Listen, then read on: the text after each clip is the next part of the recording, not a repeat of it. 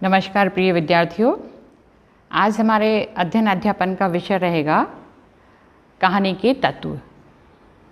कहानी को स्वरूप प्रदान करने वाले उपकरणों को कहानी के तत्व कहा जाता है। कहानी में और उपन्यास में समान तत्व होते हैं और इनके छह भेद होते हैं।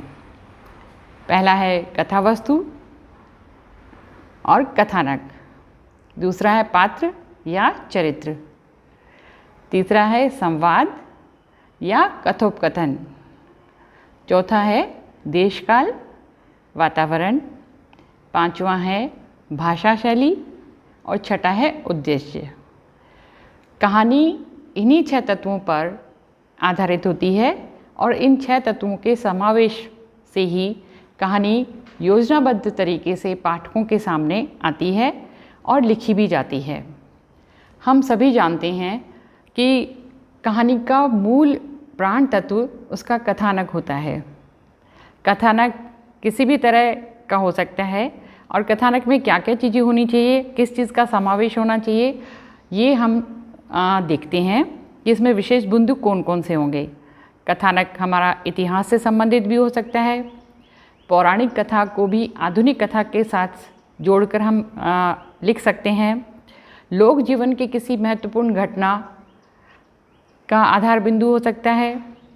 सामयिक घटना हो सकती है। राजनीति से संबंधित चरित्र चित्रण हो सकता है। उसमें मनोविज्ञान को आधार बनाकर कहानी लिखी जाती है। कई बार किसी विशेष अंचल को आधार मानते हुए हम अपनी कहानी को लिखते हैं। कहानियों में सामाजिक घटना भी प्रधान हो सकती है, व्यंग प्रधान भी हो सकती है। उसमें सामाजिक, आर्थिक, धार्मिक जीवन का यथार्थवादी चित्रण होता है।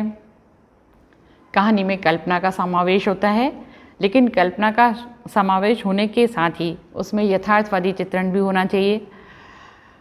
विचार प्रधान। कहानी का दूसरा तत्व है पात्र और चरित्र। घटना और प्रसंग के अनुसार प्रत्येक कहानी में कुछ पात्र होते हैं। कहानी में पात्र कम होते हैं, पात्रों की संख्या कम होती है, लेकिन पात्र को हम दो भागों में विभक्त करते हैं, वर्गगत पात्र और व्यक्तिगत पात्र। वर्गगत पात्र जो होते हैं वो किसी विशेष वर्ग का प्रतिनिधित्व करते हैं और व्यक्तिगत पात्र वो होते हैं जो अपनी निजी विशेषताओं को रखते हुए समाज में अपना विशिष्ट स्थान रखते हैं। उनकी कुछ मौलिक विशेषताएं होती हैं जो उन्हें समाज से बिल्कुल अलग रखती हैं।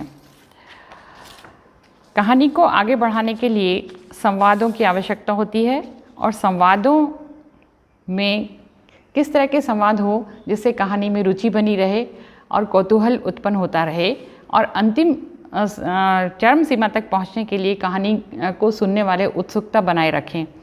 इसके लिए कथानक में संवादों की जो विशेष भूमिका होती है वो कथानक को गति प्रदान करने वाले होने चाहिए। पात्रों की चरित्रगत विशेषताओं का उद्घाटन करने वाले होने चाहिए।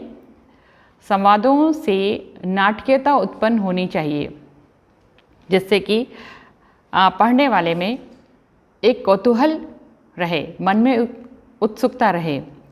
संवाद संक्षिप्त, सारगर्भित और रोचक होने चाहिए तथा साथ ही वह अंतर्द्वंद्वों को व्यंजित करने की शक्ति भी रखने वाले होने चाहिए।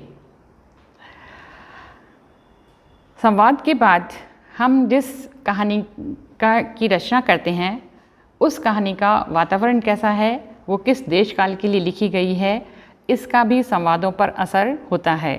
संवादों के माध्यम से उसका वातावरण और देश काल भी प्रकट होता है। कहानी की घटना स्थान और समय के अनुसार उसके देश काल का या वातावरण का निर्माण किया जाता है। जिस घटना का हम वर्णन कर रहे हैं उस घटना से संबंधित ही उस समय की स्थितियाँ, उस समय की वेशभूषा, साज सज्जा, रीति रिवाज, रहन सहन, आचार विचार, प्रकृति, ऋतु चित्रण आदि का चित्रण हमें करना चाहिए।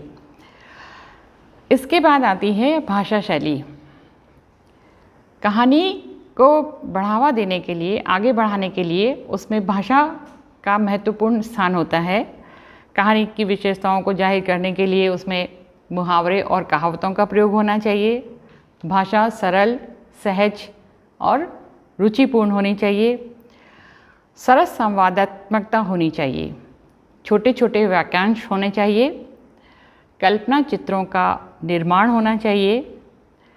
भाषा के माध्यम से बिंबों और प्रतीकों का प्रयोग होना चाहिए। अधिकांशतः हमें तद्भव शैली का ही प्रयोग करना चाहिए, जिससे सरलता से कहानी को समझा जा सके। कहानी में रुचि पैदा करने के लिए व्यंजनापूर्ण और हास्य से भरपूर छोटे छोटे वाक्यांशों का प्रयोग हमें करना चाहिए। भाषा शैली के बाद हमारा मूल उद्देश्य होता है कहानी का उद्देश्य क्या है। मुख्यतः कहानी का सामान्य उद्देश्य मनोरंजन या उपदेशात्मक होता है। ये प्राचीन काल से यही चला आ रहा है कि हम कहानी के माध्यम से किसी न किसी उपदेश की व्याख्या करते हैं और मनोरंजन पैदा करते हैं। लेकिन वर्तमान में कहानी के माध्यम से हम जीवन सत्य की व्याख्या करते हैं। कहानी के माध्यम से हम मानवीय आदर्शों की प्रतिष्ठा करते हैं। साथ ही मानवीय संवेदनाओं को अभिव्यक्त करने के लिए हमने कहानी को एक उपकरण के रूप में प्रयोग किया है। आधुनिक युग में कहानी के माध्यम से हम किसी मनोवैज्ञानिक, सामाजिक, राजनीतिक, धार्मिक, आर्थिक समस्या का उद्घाटन करते हैं और उसके माध्यम से उसका समाधान भी खोजते हैं। इसी के साथ ही जीवन मूल्यों का उद्घाटन करते हैं और एक आदर्श की स्थापना करने की कोशिश करते हैं। बहुत सारी कहानियाँ हमारी कालजयी इसीलिए हैं कि वह आदर्श की स्थापना के साथ यथार्थ में जाकर अपने आप को ख़त्म करती हैं और उसके साथ ही वह एक संदेश भी देती हैं। इस तरह से हमारी कहानी के 5-6 तत्वों के आधार पर हम कहानी के निर्माण को करते हैं और कहानी के उद्देश्य को प्राप्त करते हैं। आज हम लोग इतना ही पढ़ेंगे। इसके लिए धन्यवाद।